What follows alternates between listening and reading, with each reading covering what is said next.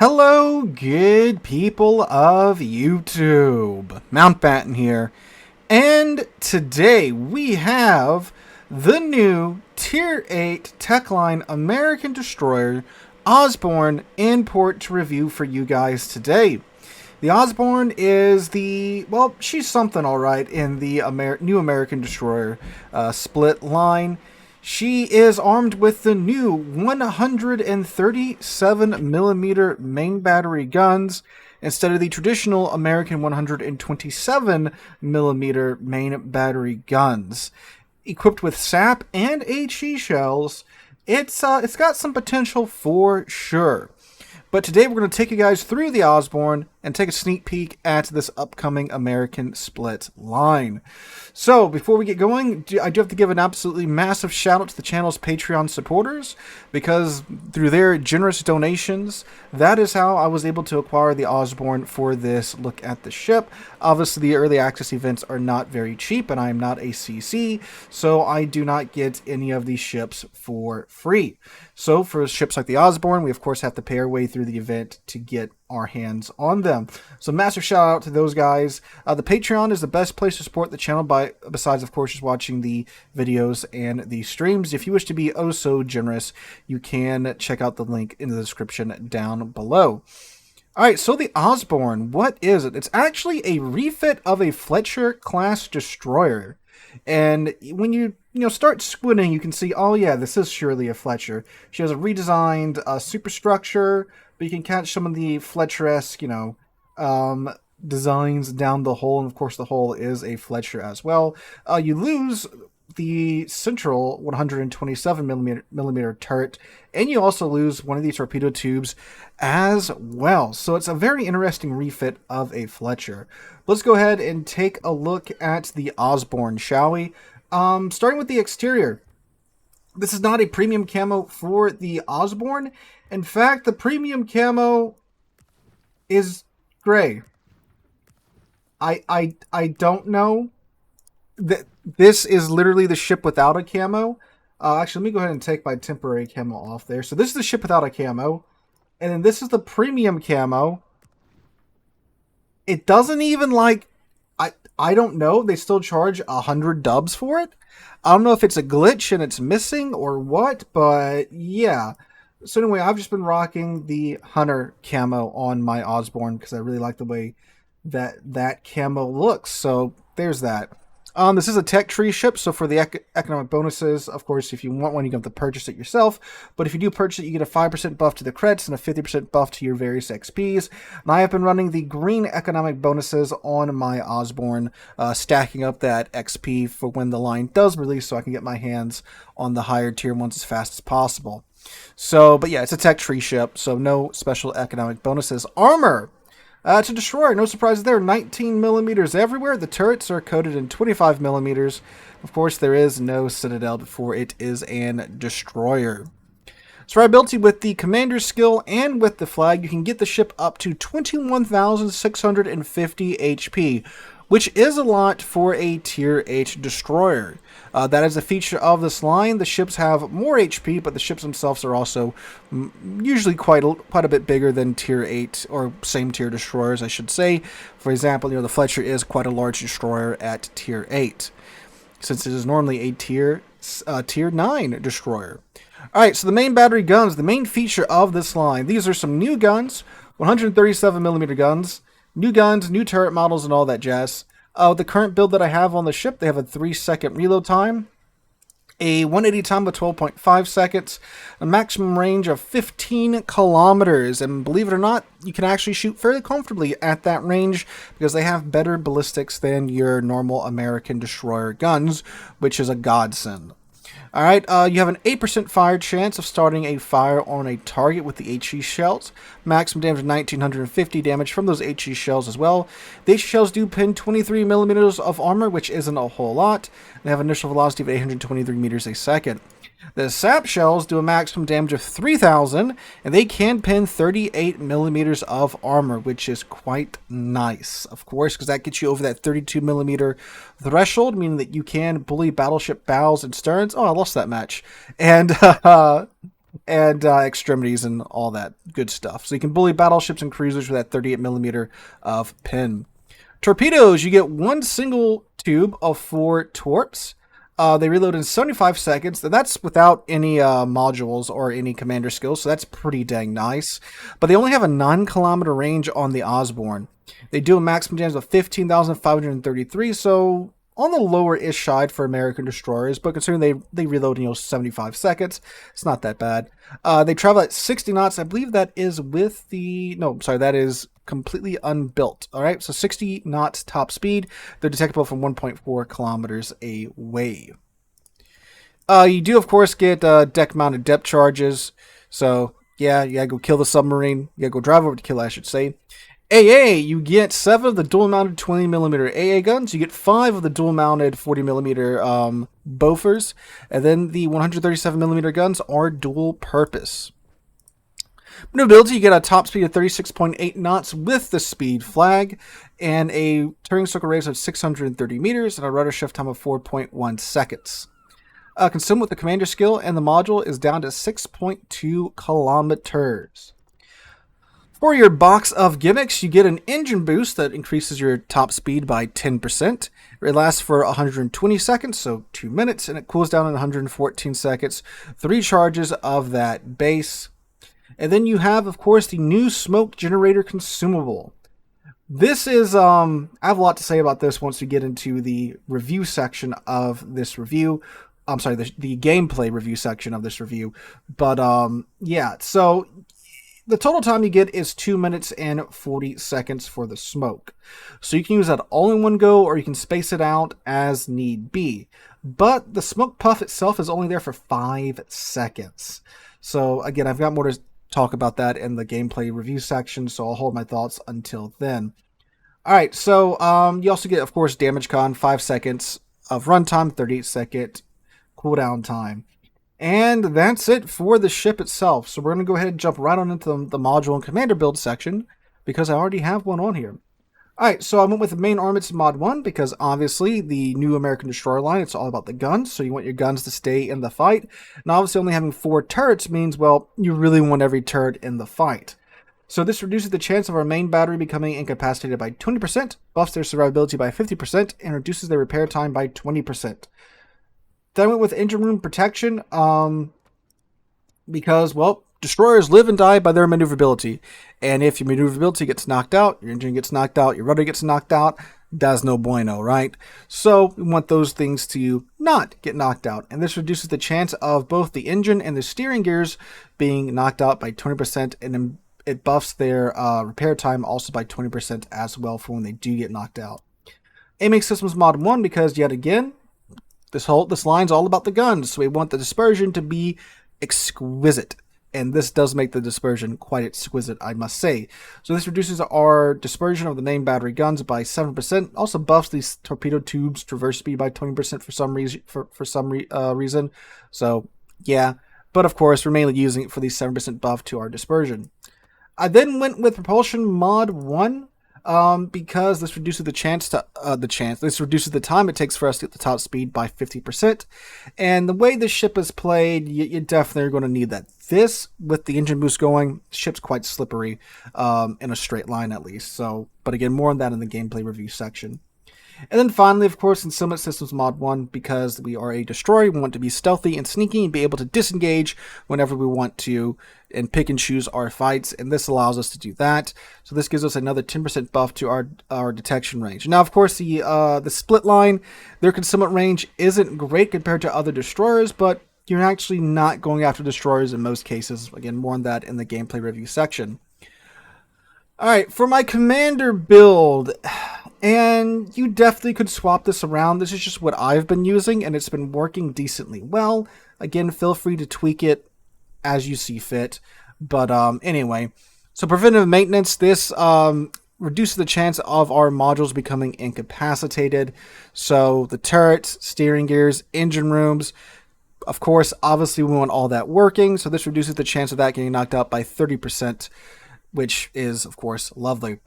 Then, of course, last stand, because if any of that stuff does get knocked out, well, not any of that stuff, if the engine or the steering gears get knocked out, we still want to be able to use them in some way, shape, or form, because if they do get knocked out and we're just screwed over, then, well, yeah, we're dead. So we want the engine and the rudder working even if they are broken. So for Ability Expert, we get another 350 HP per tier. So more HP means, well, more HP. You live longer and you get to stay in the fight, do more damage. So excellent. Of course, we're going to take Adrenaline Rush because when we do take damage, you want to get something out of it. So for every 1% of HP you lose, you get a 0.2% buff to your reload time. So the lower your health, the faster you reload, the more shells you're getting downrange, the more damage you are doing. Then, of course, Concealment Expert for another 10% buff to our concealment. Again, being able to pick and choose those fights, that's what makes destroyers so powerful. And of course, they're spotting as well. So the stealthier we are, the better. Alright, then coming back for the second round of skills, Grease the Gears. This gives us a 50% buff to our turret rotation time, which, keep in mind, this turret rotation time right now of 12.5 seconds is with this skill active. So without it, you got kind of a long turret rotation time, and that's not really great in a ship as maneuverable as a destroyer, right? Then, of course, we took Main Battery and AE Specialist for a 5% buff to our reload time of our main battery guns. And then the second skill gives us a 20% buff to the range of those guns. So that gives us that 15-kilometer range, and we'll be talking more about that here in a second. So that is my commander, my module build. Probably not perfect, but it's what I've been using, so you guys know where I'm coming from in our next section, which is the gameplay review. Alright, boys and girls, so the Osborne. As you saw in port, I have played this ship quite a bit since the early access event started a couple of days ago, and it's been a time. It has most certainly been a time. The matchmaker has not been overly kind to me, and the match watching in the background is actually one of the better bits of matchmaking I got, because this is actually a Tier 9 game with some Tier 7 ships. It feels like I've been constantly double up tiered in the Osborne into Tier 10 games. I think I got maybe one game where I was actually top tier, and it was an absolute blowout. Didn't have much time to do anything. So that's where I'm coming from. Had a rough bit of matchmaking. Of course, it's the new ship, and of course, it's a YouTuber playing the new ship. So I've been shot at a lot, and it feels like I've been the sole focus of many a team's attention, which I wish my team would shoot destroyers as hard as the enemy team does, right? That's what it always feels like. So anyway, the Osborne. These ships are touted as second-line destroyers by Wargaming. You can go on the website and read what they have to say about them right now, and it all amounts to these are destroyers that are going after cruisers and battleships and shouldn't necessarily be engaging destroyers toe-to-toe. Because of their large size and the nature of their guns, they aren't exactly great at murdering other destroyers from close range. Now, if you keep most ships at an arm's length, which with the range and the ballistics of these guns, is it really hard to do?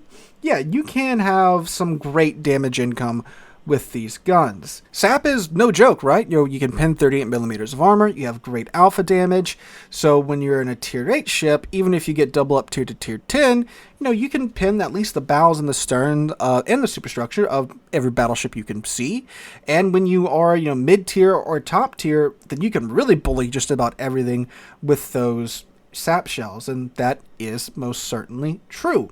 When you can do that, it's pretty solid. And the engine boost coupled with the acceleration module, you can play with your acceleration with the engine boost that's going and, throw off a lot of shots. Not a lot of players are used to, seeing American destroyers, kind of run around in the open and engage them in this manner. So that's pretty funny when it happens, and it does work. But the issue that I run into is the whole smoke situation with these destroyers. The smoke it's interesting, and I'm not sure if I just haven't figured out how to properly use it yet, or what. So, like I said with the smoke in port, you get the whole 2-minute and 40-second time to do whatever you want with the smoke.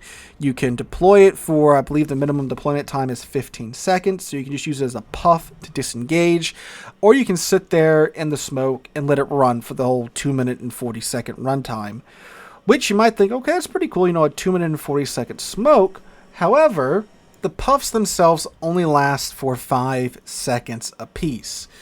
So it's not like a traditional American destroyer where you can go and lay down this massive smoke that lasts for, forever, by smoke standards, and then, you and your team can make use of it. With the split line smoke, 5-second puffs. That's it. So really, it's more like an extremely long crawling smoke than a traditional smoke screen.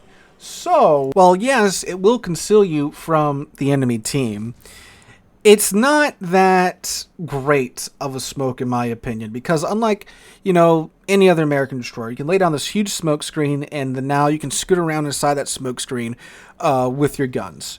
Because most players are smart enough to look at the smoke, see where your gunfire, where your shells are coming from, then they can kind of blind fire you. But if you have, a big old smoke laid down like you do in like the Fletcher, then you can, scoot up and down in the smoke screen, running at almost full, you can run at full speed if you want to. You'll still be within that smoke, and, you can do that to throw off their blind fire. Or torpedoes, of course, too. You can lay down this big old smoke screen, then you can scoot around inside the smoke and, hopefully dodge any torpedoes that get thrown at you, because of course most destroyer players, when they see this big old smoke screen goes down, they're going to start slinging torpedoes at it because there's probably a destroyer in that smoke screen. So because it works more like a crawling smoke and the puffs last for so short of a time, you can't really share it with your teammates as easily as you can with the other American destroyers, and everyone pretty much knows where you're at because again, it's a crawling smoke with a really short cloud duration time. So yeah, so I was using it more so to disengage, which it's very useful for that. And when you do run across, a lone destroyer, a lone battleship or a lone heavy cruiser, you smoke up and then you can farm them down. But again, everyone knows where you're at because it's more of a crawling smoke. So yeah, it does most certainly have its uses, but in my opinion, it's not really as useful as a normal American destroyer smoke. Now, of course, the normal American destroyer smoke is like one of the best smokes in the game, probably considered the best by a lot of destroyer players, and it's very, very useful. It's a main feature of that line. So naturally, you can't give these destroyers bigger guns, sap shells, and then give them that same smoke. I understand that. I mean, I guess, if you want to sit there for 2 minutes and 40 seconds and farm down a battleship, you most certainly can. And, it is useful for that, but that kind of circles back to my other point in that these aren't mainline destroyers. They don't do destroyer things overly well, which is not the first time we've had a destroyer line like this. The Elbe line, the Delny line, the Kleber line, they're all second line support destroyers that should really be, supporting the destroyers that are going into the caps and doing cap things, and bullying the cruisers and the battleships that are trying to murder the destroyers that are capping. The problem is that you aren't guaranteed to get that kind of team composition with the way the game works. Because the game doesn't see the Osborne or any of the other second-line destroyers as second-line destroyers. They see them just as destroyers. So, in my experience, 9 out of 10 matches, you are the only destroyer on that cap.